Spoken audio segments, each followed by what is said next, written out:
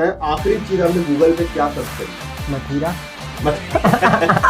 अब मैं graphic designing में डेविंची बन गया, तो मैं कैनवा वाले डिजाइनर्स को टिकटॉकर कहूँगा। टिकटॉकर कहेंगे। एआई को अपना कंपटीशन नहीं समझें, एआई को अपने काम में इंटीग्रेट करने की कोशिश करें। Welcome to Faddy videos. Business का दौर है, कोई जॉब में अच्छा है, कोई एंटरप्रेन्योर है, तो हर कैटेगरी के लोग मौजूद है इस दुनिया में और इसी की समझ ले सबसे ज्यादा डिमांड है। हमारी पॉडकास्ट करने का ये मकसद है कि हम कुछ इसी तरीके के लोग आपसे मिलवाएंगे ताकि उनसे आप अच्छे से रिलेट कर पाए और उनसे कनेक्ट हो सकें। तो मुझे उम्मीद है कि आप लोग ये पॉडकास्ट पूरा देख ही लेंगे। तो मेरे साथ इस वक्त जो गेस्ट है वो है हम्माद भाई, जो कि मेरे बहुत अच्छे दोस्त हैं और तकरीबन 8 या 10 साल से ग्राफिक डिजाइनिंग की फील्ड में बहुत अच्छी खिदमात उन्होंने अंजाम दी है। तो बात करते हैं हम्माद भाई से। हम्माद भाई कैसे हैं आप? अल्हम्दुलिल्लाह, आप कैसे हैं? हम्माद भाई अल्लाह का शुक्र है। मुझे थोड़ा सा ना ये बताएं कि एट अ टाइम अभी इस वक्त आप क्या चीज़ कर रहे हैं, क्या कर रहे हैं? फाद इस वक्त आपको पता ही है, अभी मैं एक आईटी कंपनी में ग्राफिक्स डिपार्टमेंट को लीड कर रहा हूँ और इससे पहले काफ़ी लंबी जर्नी रही है ग्राफिक डिज़ाइनिंग से ही रिलेटेड। लेकिन अभी फ़िलहाल हम एक इंटरनेशनल कंपनी के लिए काम कर रहे हैं और वही अभी चल रहा है। वही चल रहा है, ज़बरदस्त हो गया। अच्छा मुझे बताएं कि ग्राफिक डिज़ाइनर्स तो बहुत होते हैं, आपकी लाइफ में ये चीज़ कहाँ से आई? आपको कहाँ से मोटिवेशन आई कि यार मुझे ग्राफिक डिज़ाइनर ही बनना है? यार ऐसी कोई ख़ास मोटिवेशन थी नहीं, बस मुझे बचपन में थोड़ा सा ड्राइंग्स वगैरह का शौक़ था। फिर आगे जाके हमारे दौर में इतना कोई ज़्यादा ख़ास मेंटर्स नहीं थे, चीज़ें नहीं थी। लेकिन फिर मुझे आहिस्ता आहिस्ता पता चला कि ये भी एक फ़ील्ड है और फिर मैं समझता हूँ कि मुझे मेंटर्स अच्छे मिले जिन्होंने मुझे बताया कि ये भी किया जा सकता है। तो बस बनते बनते ग्राफिक डिज़ाइनर बन गए, लेकिन ऐसा कोई ख़ास बनना नहीं था मगर बन गए। बनना क्या था वैसे, असल की क्या था कि बचपन में ये बन जाऊंगा? यार मैं लियोनार्डो डिवेंची बनना चाहता था। डिवेंची बनना चाहते थे? नहीं सही है, वो भी ठीक है। देखिए हमारा दौर, इन्होंने बोला जो हमारा दौर, तो हमारे दौर से ये मत समझिएगा कि हम कोई अधेड़ उम्र के हैं, बट हम ये कह सकते हैं कि हम जेनजी भी नहीं है और वो वाले दौर भी नहीं है, हम थोड़ा मिड वाली कैटेगरी के लोग हैं। उस टाइम इतना एआई और इंटरनेट मेरे ख्याल से हमारे बचपन में तो इतना नहीं था। हम वो लोग हैं जिन्होंने ऑर्किड से लेके चैट जीपीटी तक का सफर देख लिया। जबरदस्त। ऑर्किड जिनको नहीं पता वो बता दूं कि हमारे दौर का फेसबुक ऐसे ही है, फेसबुक कह लें उसे, जीमेल कह लें, एक ही बात है। तो ऑर्किड इस तरह का होता था। खैर, तो ये है कि आप बाई चांस ग्राफिक डिजाइनिंग में आ गए। बाई चांस आ गया, लेकिन फिर मैंने उस फील्ड को इतनी अच्छी तरह से अडेप्ट कर लिया, या फील्ड ने मुझे अडेप्ट कर लिया, तो फिर मुझे कुछ और करने का दिल ही नहीं करा और मुझे अपने काम में मज़ा भी आता है। तो सही है। बहुत सारे लोग वो कर रहे होते हैं जो वो मज़ा नहीं आ रहा होता उनको, लेकिन कर रहे होते हैं। मतलब ये आपका पैशन भी है और यही आपका मेन सोर्स। समझ लो कि आप जो ड्राइंग्स वाली चीज़ थी वो मैं इस तरफ लेके आ गया, तो अब मैं ग्राफिक डिजाइनिंग में डेविंची बन गया। ग्राफिक, जबरदस्त बात बोली भाई। तो अच्छा ये मुझे एक बात बताओ, आजकल आपको पता है हर घर से ग्राफिक डिजाइनर, या हर गली में आवाज मारो तो 4 ग्राफिक डिजाइनर बाहर होते हैं। तो इस वक्त जिनको भी ग्राफिक डिजाइनिंग में आगे बढ़ना है इस फील्ड में और कुछ काम कर रहे हैं, वो क्या अलग करें मार्केट में? कुछ बताएं यार। इसमें एक्चुअली हमारे जो सोसाइटी है उसमें हमें कुछ ना कुछ करना होता है। वो हमें जिस भी चीज़ में अपनी किचन मनी निकालने के लिए पैसे मिल रहे होते हैं, हम वो करना शुरू कर देते हैं। इसी तरह एक दौर पहले चला था, बहुत सारे लोग CIT DIT करते थे, फिर उसके बाद एक टाइम आया कि लोग डिप्लोमा एसोसिएट इंजीनियरिंग में चले गए। लेकिन आप ये नहीं देखोगे कि कोई ये बोल रहा है कि मैं ड्रमर बनना चाहता हूँ, कोई बीट बॉक्सर बनना चाहता है, ऐसा नहीं होता यहाँ पे। हम लोग बस एक प्रोफेशन में अगर हमें लग रहा होता है कि इसमें कोई अच्छा कर रहा है तो हम समझते हैं हम भी वो बन जाएंगे। हम अपने पैशन से जो काम कर रहे होते हैं वो ऐसा कुछ नहीं होता, इसलिए अब सब ग्राफिक डिज़ाइनर्स बन रहे हैं। लेकिन ग्राफिक डिज़ाइनर्स जब बहुत सारे हो भी गए और भी आगे हो जाएंगे, तो फिर जो AI वाला इम्पैक्ट है जब आना शुरू होगा वो उनके ऊपर, और जब कोई अपनी स्किल में अच्छा नहीं होगा तो फिर वो अंडर परफॉर्म करेगा। AI का आपने जिक्र किया, वैसे मुझे बताएं AI जब से आए हैं तो जब से ग्राफिक डिजाइनर्स का काम खत्म हो गया है, या मैं ऐसे बोलूँ कि काम आसान हो गया है? यार ये डिपेंड करता है कि आप उसको किस तरह से अपने साथ एडजस्ट होने देते हैं चीज़ को। मेरे ख्याल से मेरा काम तो आसान हो गया है। जो काम मैं पहले एक पिक्चर ढूंढने में मुझे थोड़ा सा टाइम लगता था, या मैं अपने किसी डिज़ाइन से पहले रिसर्च करता था, अब वो चैट जीपीटी से मेरे लिए आसान हो गई है। जहाँ मैं दिन में 2 UI के टास्क कर सकता था, अब मैं 4 कर सकता हूँ। लेकिन ये हमारे यहाँ एक वो टर्म चली हुई कि जी ये तो चैट जीपीटी छापा है, इसने भी चैट जीपीटी, तो इसको इतना हम डिग्रेड क्यों करते हैं? चैट जीपीटी अगर एक चीज़ है तो उससे मदद लेने में मतलब क्या प्रॉब्लम है वैसे? यार चैट जीपीटी को आप जिस तरह से लेके चलेंगे अपने साथ, वो आपको उसी तरह रिस्पॉन्ड करेगा। हम चैट जीपीटी को अपना कंपटीशन समझते हैं, लेकिन वो कंपटीशन नहीं है, वो जस्ट एक टूल है। अगर हम फोटोशॉप, इलस्ट्रेटर, एडोबी को एक टूल समझेंगे तो आपको उससे हेल्प मिलेगी। अगर आप उसको अपना कंपटीशन समझने लगेंगे तो आप उससे हेल्प नहीं ले सकते। अच्छा, एक और मार्केट में एक बड़ी टर्म चल रही है, एक है फोटोशॉप वाला डिजाइनर, एक है कैनवा वाला डिजाइनर। ये मतलब मैं ये समझता हूँ कि डिजाइन है। लास्ट में जो भी एक बंदे की रिक्वायरमेंट है, अगर उसको डिजाइन फर्स्ट करे मैंने दिया और उसे अच्छा लगा तो दैट्स इट, बात खत्म। कुछ फर्क नहीं पड़ता वो उसने कहीं से भी बनाया हो। ऐसा ही ये मेरी थ्योरी है, मतलब। लेकिन क्लियर आप करो, क्योंकि आप फील्ड में होते हो ग्राफिक डिजाइनिंग की, तो क्या मैटर ज्यादा करता है या किस चीज की ज्यादा बढ़ता है, फोटोशॉप की है, कैनवा की है? और दोनों ही मार्केट में मतलब चल तो रहे हैं, ऐसा ही है। तो क्या डिफरेंस है फिर? डिफरेंस ये है कि कैनवा में आपको काफ़ी लिमिटेशंस मिल जाती हैं, और कैनवा बहुत अच्छा भी है, लेकिन हम लोगों को क्योंकि आदत है, हम लोग एडोबी के सॉफ्टवेयर्स भी जो है वो पेड यूज़ नहीं करते, तो कैनवा भी हम लोग फ्री में यूज़ करते हैं। इसी तरह से आपको कैनवा, मेरे ख्याल से एक बैकड्रॉप ये है कि आपको कैनवा से सोर्स फाइल नहीं मिल सकती। सोर्स फाइल, वो आप किसी और को देके उस पर एडिट वो भी कर सकते हैं कैनवा में भी, लेकिन वो थोड़ा सा अभी इतना ज़्यादा इन नहीं है लोगों में। अच्छा, एक मिनट, मैं आपकी बात काटते हुए पहले लोगों को बता दूं, सोर्स फाइल वो होती है जैसे आपने कोई भी डिजाइन बनाया और अब आपने कंप्यूटर बंद कर दिया, अब आपने वापस जब कंप्यूटर खोला तो आप सेम डिजाइन पे अगर फर्ज करें मुझे कोई चेंजेस चाहिए, तो मैं सोर्स फाइल खोलूंगा तो वापस से मेरी वही सारी लेयर्स वगैरह आ जाएंगी और मैं चेंजेस कर सकता हूँ उसमें। ऐसा ही है सोर्स फाइल? ठीक है, अब आप बताएं। तो कैनवा डिज़ाइनर्स भी मार्केट में है, और फोटोशॉप और इलस्ट्रेटर वाले भी हैं, और उनमें भी एक कंपटीशन ही चल रहा है अभी।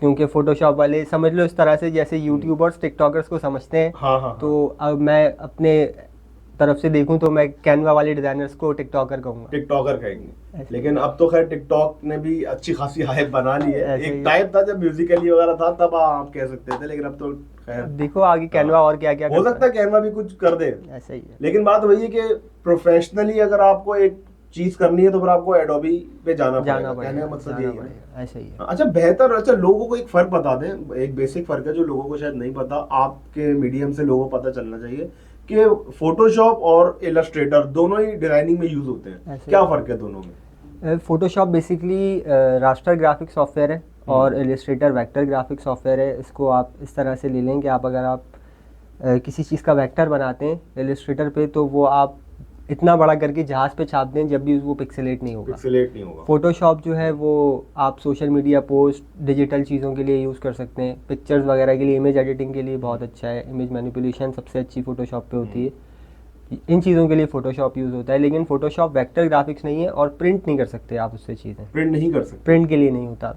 ज़्यादातर। अच्छा, ज़्यादातर, लेकिन लोग तो यहाँ कर ही रहे हैं, मतलब वो तो हम तो पाकिस्तानी है ना, हम कर सकते हैं।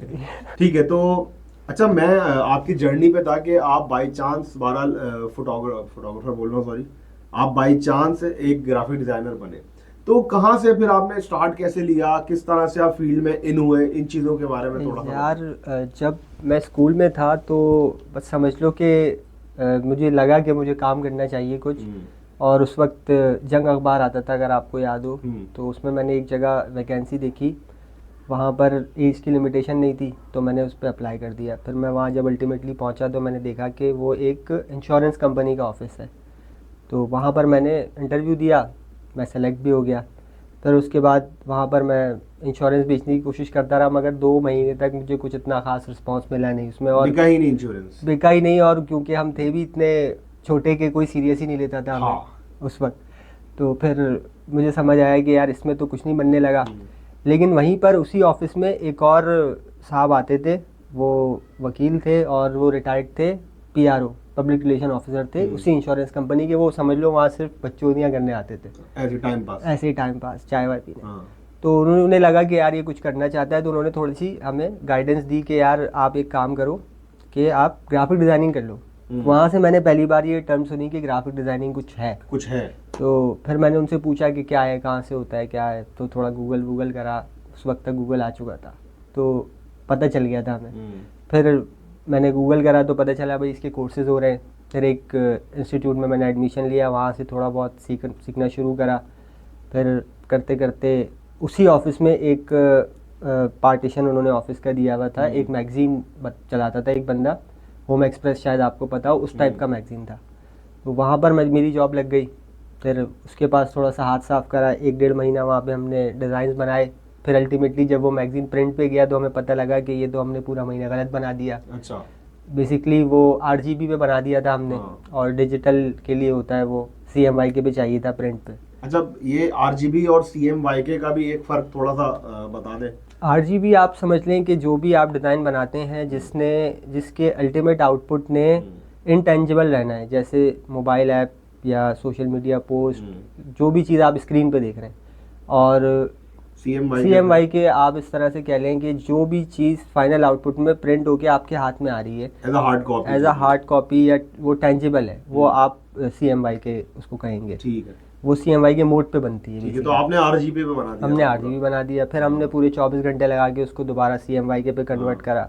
फिर उसके बाद से हमें ये फ़र्क अच्छी तरह समझ में आ गया कि ये क्या फ़र्क होता है। अच्छा, तो फिर वहाँ आप नौकरी करते रहे? वहाँ मैं थोड़ा टाइम करी मैंने नौकरी, फिर उसके बाद मैंने वहाँ से भी छोड़ दी। फिर उसके बाद मैं एक प्रमोशनल गिव अवे सी कंपनी में चला गया। वहाँ मुझे एक और मेंटर मिल गए, वो मतलब बताने में सिखाने में अच्छे थे, तो हमने उनसे चीज़ें सीखी। बस आप ये कह सकते हैं कि मैं ये समझता हूँ मुझे ज़िंदगी में अच्छे लोग मिले, अच्छे मशवरा देने वाले लोग, अच्छे दोस्त, तो वहाँ से मेरी जो आजकल तो नहीं मिल रहे। आजकल तो नहीं मिल रहे इसीलिए, लेकिन हमने पुराने ही रखे हैं। पुराने रखे हैं। तो अच्छा, ये आपकी स्पेशलाइजेशन किस चीज़ में, मतलब एक होता है लोगो डिज़ाइनर, एक सोशल मीडिया पोस्ट, एक UI UX, मतलब अलग अलग कैटेगरी है। या तो आप बोलेंगे यार नहीं मैं ऑल ओवर देखता हूँ, या फिर आप बोले नहीं इस चीज़ में मैं ज़्यादा बेहतर हूँ। यार अब मैं समझता हूँ कि मैं UI UX डिज़ाइन में ज़्यादा बेहतर हूँ, लेकिन UI UX डिज़ाइन करते हुए मुझे 3-4 साल ही हुए, लेकिन उसमें इतनी एडवांसमेंट आ गई, फिर फिग्मा आ गया, फिर फ्रेमर आ गया, तो वो सारी चीज़ें इतनी बेहतर लगी कि मैं उसी तरफ चला गया।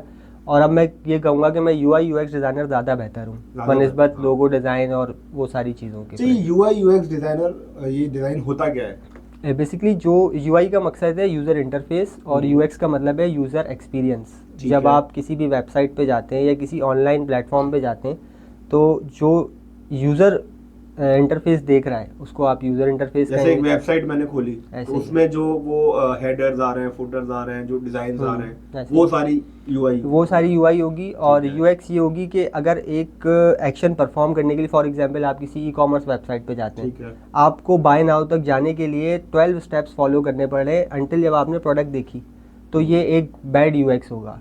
तो इतना लंबा प्रोसेस, ना आजकल किसी के पास इतना टाइम है और ना कोई इतना फॉलो करेगा, और ई-कॉमर्स है भी अल्टीमेट डिसीजन का गेम, तो वो अगर आप जितना शॉर्ट रखेंगे, अगर वही 3 स्टेप्स में कवर होगा तो आपकी कन्वर्जन ज़्यादा होगी। ठीक है। अच्छा अमाद भाई, हमारे पास कुछ ऐसी फनी टाइप के क्वेश्चन है छोटे मोटे, इसका टॉपिक से तो ताल्लुक नहीं है, मैं इंटरेस्टेड, लेकिन ये है कि हम पूछेंगे ज़रूर। अच्छा, फ़ोन की एडिक्शन आपको कितनी है, मतलब है या नहीं है?